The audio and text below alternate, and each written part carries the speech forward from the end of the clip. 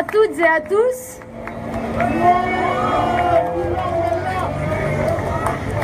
Il y a quelques jours, notre président de la République, dans une gare, a émis le fait qu'il y avait des gens qui réussissent et puis les riens.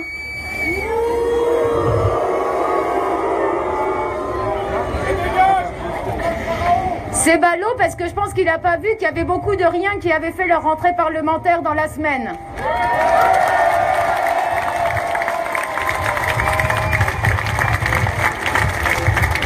Alors nous tous, les riens, eh ben on va faire du bruit et puis on va lui montrer que plein de petits riens, ça peut faire beaucoup.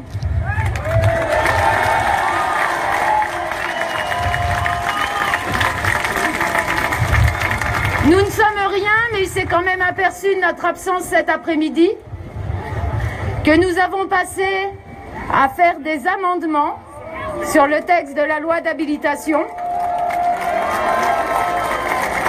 Et nous sommes le groupe qui avons déposé le plus d'amendements.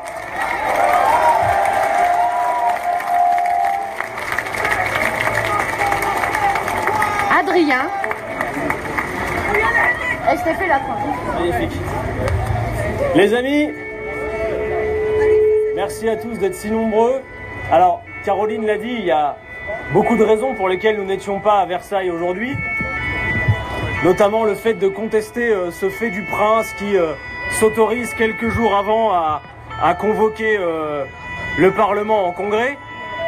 Et on en reparlera juste après, mais moi je viens vous dire aussi une des autres raisons pour lesquelles nous n'étions pas à Versailles cet après-midi, et que tout le monde ne sait pas, c'est que les parlementaires avaient jusqu'à aujourd'hui 17 h pour déposer en commission les amendements sur le texte d'habilitation à légiférer sur le code du travail et la rénovation sociale, comme l'a dit le gouvernement.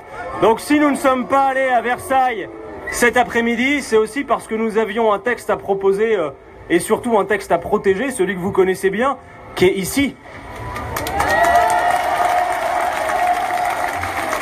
C'est le fameux texte dont la ministre du Travail a dit qu'il servait à, je cite, embêter 95% des entreprises.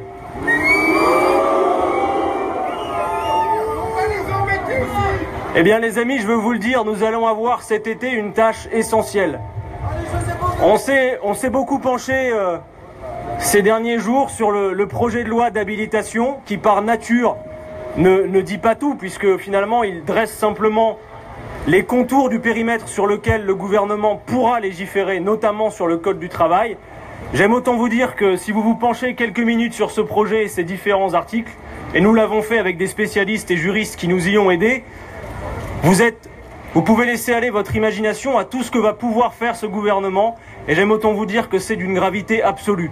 Effectivement, avec ce projet de loi, en l'état, tout peut être fait sur le renversement de la hiérarchie des normes, et notamment le fait de faire de l'entreprise le cadre définitif dans lequel se discute tout ce qui est actuellement légiféré notamment et réglementé par le Code du travail. Donc effectivement, cet après-midi, nous avons travaillé d'arrache-pied, nous l'avons fait depuis plusieurs jours, et alors que nous sommes peut-être parmi les moins expérimentés, en tout cas pour ce qui est du détail du travail parlementaire, nous sommes le groupe qui avons déposé le plus d'amendements en commission. Donc pendant que Macron endormait la cour à Versailles, les élus de la France Insoumise, à qui on reproche de ne faire finalement que du coup d'éclat, étaient bien au travail cet après-midi, et de manière très sérieuse, vous aurez l'occasion de le voir. On a donc l'été devant nous. Nous avons donc l'été devant nous pour, tous autant que nous sommes, être contagieux et expliquer autour de nous ce que permet ce projet de loi. Nous l'avons dit, à l'heure où les Français sont en train, pour ceux qui ont la chance de le pouvoir, de partir en vacances, il est bien possible que ceux qui ont cette chance reviennent de vacances dans un cadre où tout l'ordre juridique et social de leur travail aura été chamboulé par ce projet de loi. Donc il y a une vraie bataille à mener. Il y a les frémissements d'une conscientisation dans le pays, il faut l'accélérer, nous avons cette bataille à mener, c'est dès maintenant. Nous avons l'été pour la préparer, pour expliquer, pour vulgariser ce texte, de manière à avoir, je l'espère, nous l'appelons de nos voeux, la plus grande des mobilisations contre la plus lourde des attaques qui est faite au Code du travail, et je vous y appelle toutes et tous. Merci.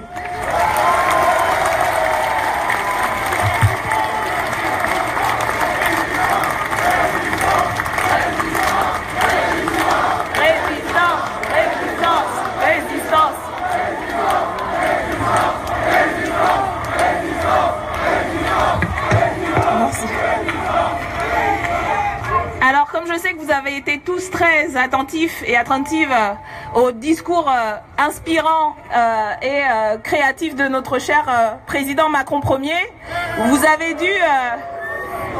dû entendre dire et répéter par les médias de la Cour que le président envisageait en finir avec l'état d'urgence à l'automne, parmi les grandes nouvelles. Ce que les médias n'ont certainement pas expliqué et qu'il lui n'a pas dit, c'est que non seulement on va déjà proroger l'état d'urgence, mais à l'automne, ce qui est prévu, c'est de tout simplement faire entrer l'état d'urgence dans le droit commun.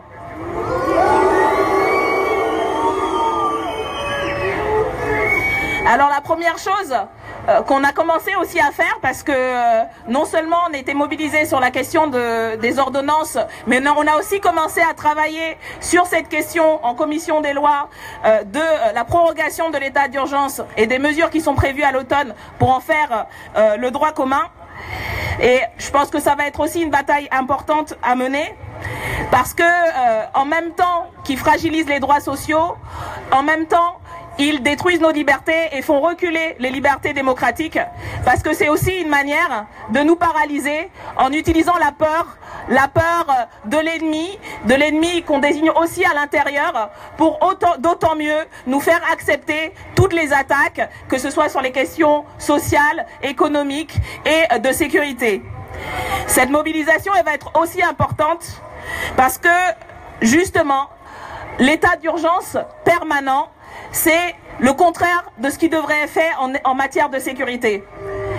Toutes les études qui ont été montrées, notamment l'enquête parlementaire qui a eu lieu en octobre 2016 et l'enquête menée par Amnesty International, montrent que les mesures d'état d'urgence, une fois dépassée la période justement exceptionnelle dans laquelle elles devraient s'exercer, sont inefficaces. Inefficaces parce que sur les 5000 perquisitions qui ont eu lieu aujourd'hui, à peine une vingtaine ont donné lieu en fait à des poursuites sans condamnation. Sur les centaines d'arrêtés préfectoraux, et dont une bonne partie ont ciblé les mobilisations contre la loi travail, une petite poignée ont donné lieu en fait à des actions juridiques. Ce sont donc des mesures qui sont inefficaces, qui sont liberticides et qui sont stigmatisantes, parce qu'on va cibler une partie de la population, on va faire des amalgames en vertu d'une religion, on va aussi cibler, et c'est là où ça nous concerne tous et toutes, justement celles et ceux qui se mobilisent, les syndicalistes contre la loi travail, les écologistes, les militants écologistes contre les projets inutiles, et une fois qu'on a ciblé cela, on pourra s'attaquer à tous et à toutes. Voilà pourquoi il va falloir aussi se mobiliser sur ces questions, et que nous serons mobilisés. Parce que nous refusons de vivre dans une société qui est guidée par la peur, et on nous demande de choisir entre la sécurité et nos libertés fondamentales. Et parce qu'au final, nous n'aurons ni la sécurité ni la liberté.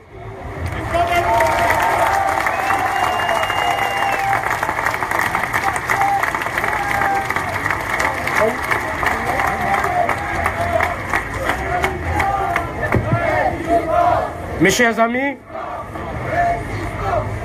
notre pays, la France, compte presque 9 millions de pauvres, 14% de la population. Pour Emmanuel Macron, ces gens ne sont rien.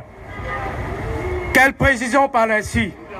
Ce mépris incroyable pour celles et ceux d'entre nous qui sont dans la difficulté est indigne d'un président de la République.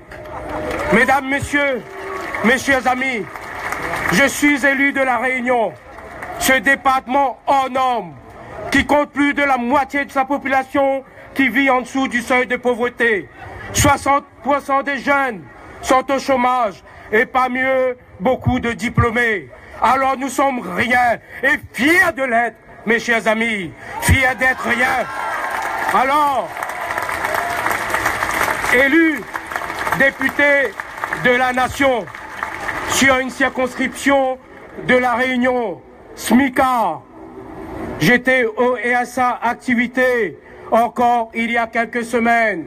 Alors je suis fier d'être rien, mes chers amis, et je suis fier d'être député de la nation.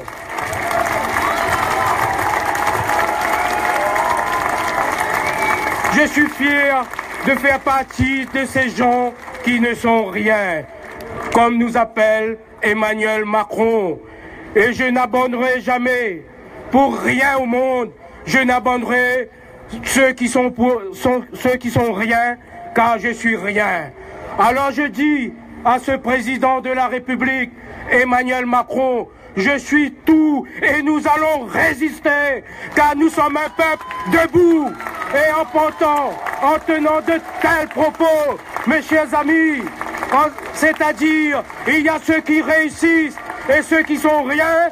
Emmanuel Macron veut instaurer en France l'apartheid social et il est notre devoir de résister et de mener la lutte tous ensemble. Nous sommes rien, nous sommes tout et nous allons résister.